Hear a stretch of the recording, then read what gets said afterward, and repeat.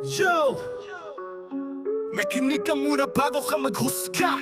Balita sa kalsada, balita sa media.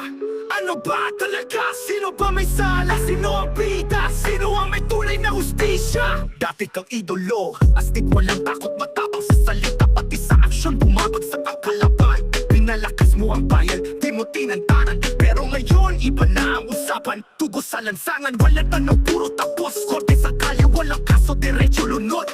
Sino ang huhusga kung tama o mali? Nasa kamay mo ba ang hustisya o bala lamang may silbi? Husgahan mo kung dapat kang mahalin o katakutan. Husgahan mo kung bayani ka ba o salot ng bayan. Husgahan mo ang sarili mo sa harap ng salamin.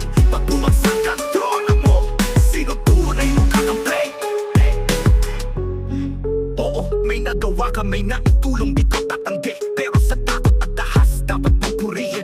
Sa ilalim ng dilim, may luha, may hapis. Kung buhay ang kapalit, ito pa ang dapat iwagayway. Kalayaan ba to o takot sa bibig?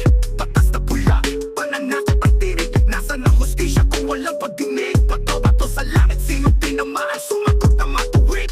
Yo, hindi to laban ng pula o dilaw. Totoo lang tayo, walang kinikilingan. Kung may mali itama, wag ipagsawalang bahala. Kung may sala, may parusa, pero husgahan mo kung dapat kang mahalin o katakutan. Husgahan mo kung bayani ka ba o salot ng bayan. Husgahan mo ang sarili mo sa harap ng salamin. Pag bumagsak ang trono mo, sino tunay mong kakampi? Hindi to paninira, hindi to panaghoy. Kwento lang to ng bayan na minsan mong sinubok. Ano nga ba ang hustisya kung dahas ang sagot? Ikaw lang ang may alam, dito Pangulo.